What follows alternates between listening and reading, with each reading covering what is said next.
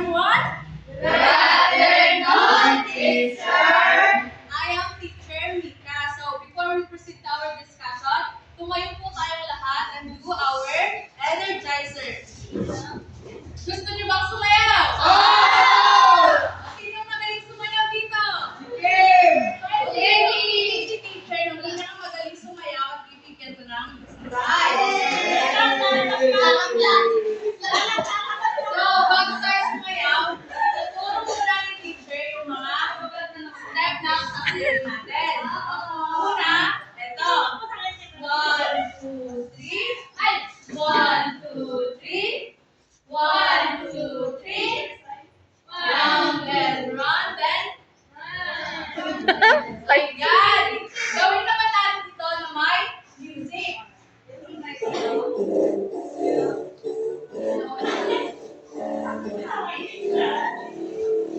Sliding, sliding, manya, manya, layang, layang, sliding, sultanan, sultanan, sliding, manya, manya, layang, layang,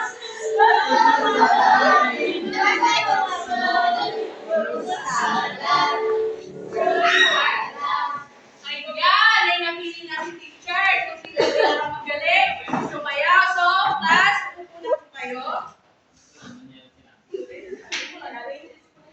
So, kamusta yung weekend nyo?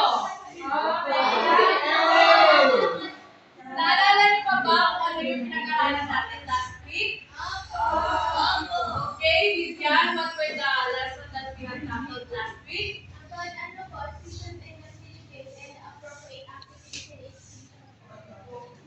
Yan, ano ba yung pinag-aralan natin last week, class? Yes, pinag-aralan natin yung about sa season in the Philippines. So, ngayon naman, excited na ba kayo sa ating bagong lesson? So, bago tayo mag-proceed sa ating lesson, babasahin muna ni teacher ang ating objectives. Ito yung mga matututunan natin ngayong araw. So, makinig tayo. Una, describe the Earth's movement on its axis and orbit. And pangalawa, demonstrate how the Earth rotates on its axis using the globe. And lastly, show appreciation of God's creation by recognizing how the Earth's rotation affects our daily life. So, may papakita akong picture sa inyo ngayon. Tatanungin ko kayo. Ano ito? What do you see? Okay.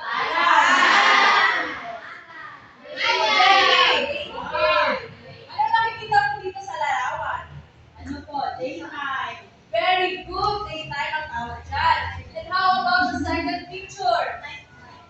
Joanna? Very good. Ang unang picture ay daytime. At ang pangalawa naman ay ang nighttime. So,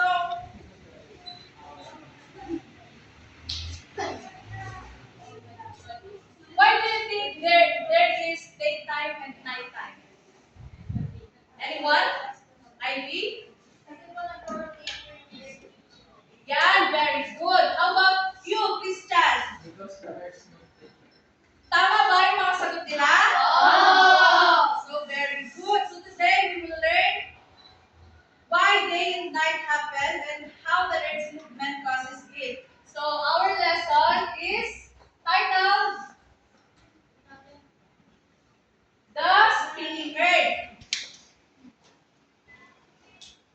So, alam niyo ba, class, na ang mundo, ang Earth ay palaging gumagalaw. One important movement is called rotation.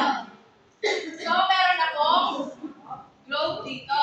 This globe represents Earth.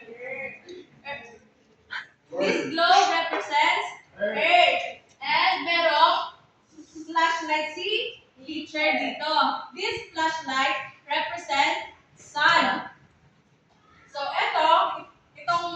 imagine na itong flashlight nito ay sun. And then, i-place ko siya dito.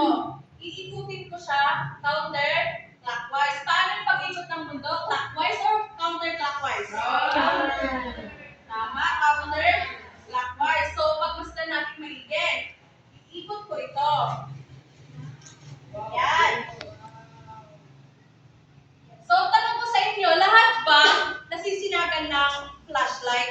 Hindi po.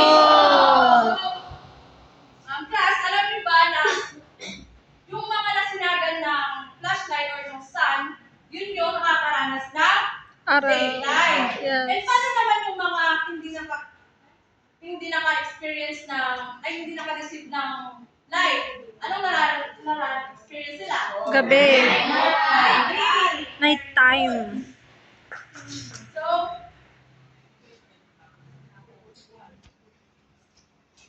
So alam niyo ba na the Earth moves slowly, dahan-dahan lang siyang umiikot within 24 hours. So, this is why we experience day and night. Ayan, very good.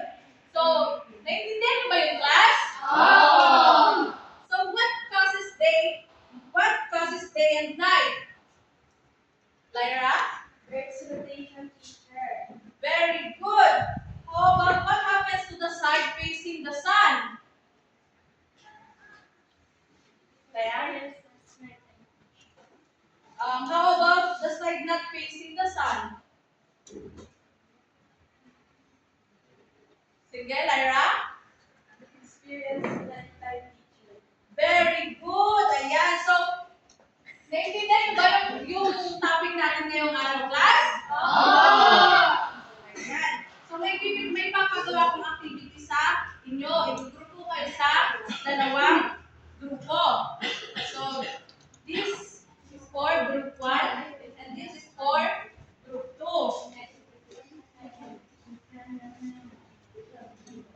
Ayan yung instruction. For group 1, give or explain the differences between day and night. And sa group 2 naman, write down what were the activities during daytime and nighttime. So, sagutan dito mga 2 minutes lang. Tapos, ano kayo na isang leader dito sa harapan, i-explain yung sagot ninyo.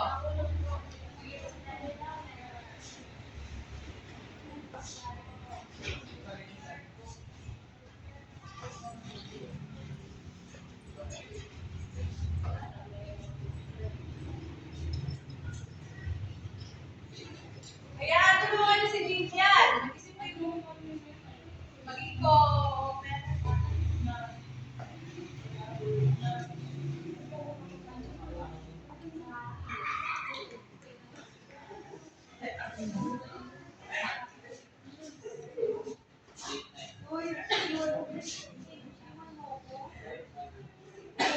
Okay, tapos na mga class?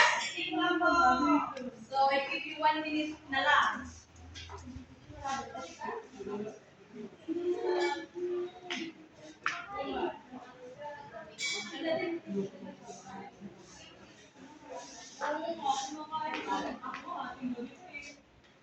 Ayan, okay na yung mga sagot nyo. Ang gagaling ninyo, nakita na ni teacher. So, sino magre-represent sa group 1? Vivian! Vivian! Okay, Joanna. Punta kayo sa harapan. Ipakita at sabihin ang inyong sagot.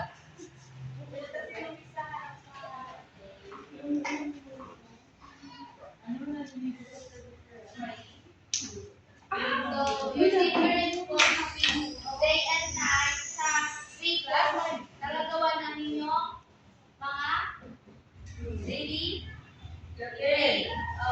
Tapos, example nito yung pag-exercise, pag-swimming, gano'n. Then, dito naman po sa night, syempre, night time na, hindi, matutulog na, nap time na. Yun yung pag-relax na natin. Ayan, palakpakan natin si Joanna.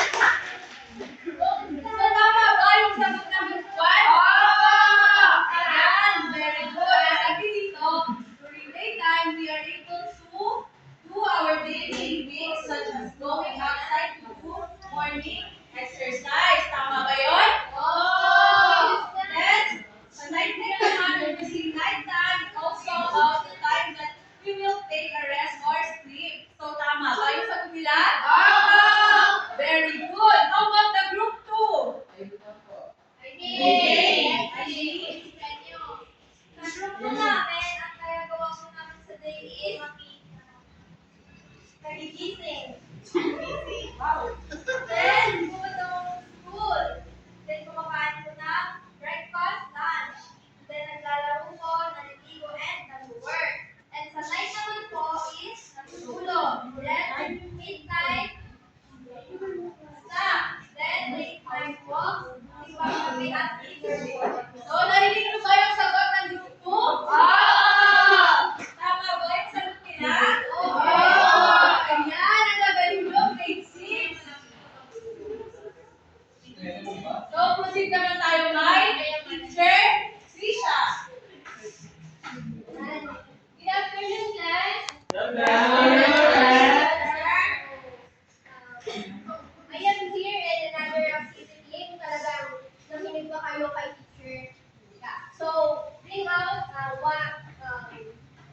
paper and answer this to the people.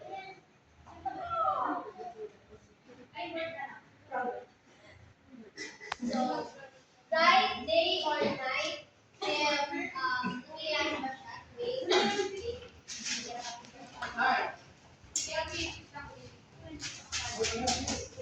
Okay? Guys, ito answer. The sun is shining brightly. Big. Very good. One, yes. The moon and stars are visible. Night. Very good. Children are sleeping. Night or day? Night. Night. Very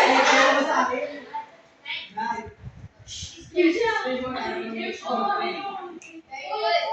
Lady. The sky is dark. Night. Very good. So, kung ngayon na nakinig kayo at may natutunan kayo kay teacher, so now let's stand up at gawin natin yung fantastic. Ano ba yun? Ano yun? So, tuturo ko muna siya, then follow Mr. Yuki. Okay, one, two, fantastic. Right, fantastic. Energy. Yun yung ano. One, two, three, go.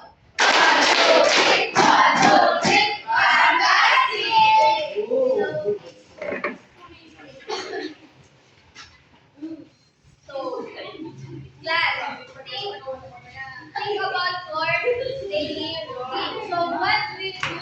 Class, he said, maingay na kayo. So, what do you do during daytime? Yes, Naila. Go to school, teacher. Very good. Yes, Charlie. Very good. Yes, Jackie. Very good. How about during the night time? Yes, Vicky. Sleeping. Very good. Yes. Very good. So, because of our rotation, we have day and night. So, this helps our organize our daily activities like going to school during daytime and sleeping during nighttime. So this station or earth station is very important because it gives us time to what? Time to work, time to study, and to rest. Okay. So what we have learned today? Anyone? Yes, Leila? We learn about the earth rotates on its axis and discuss day and night. Very good. So the earth rotates on its axis west to right. Yes. So this station takes 24 hours. So because of this station, one part of the earth faces the sun and experiences daytime. And when the other part of the earth not faces the sun, what we call nighttime. Very good. So this continuous rotation is the reason why we have like regular patterns of day and night. Yes. Earth rotation. Inulit ko yung earth rotation is very important because what affects our daily living. Yes, daily living.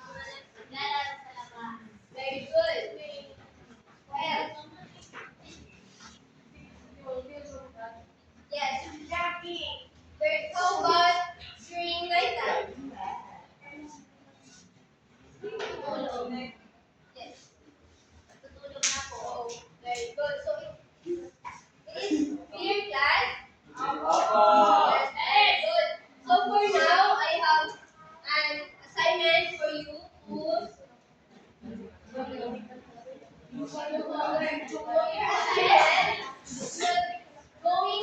observe the changes from last electricity. Sorry, ma'am.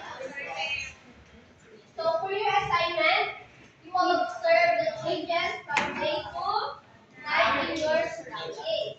And you will write down what you notice about the position of the sun in the morning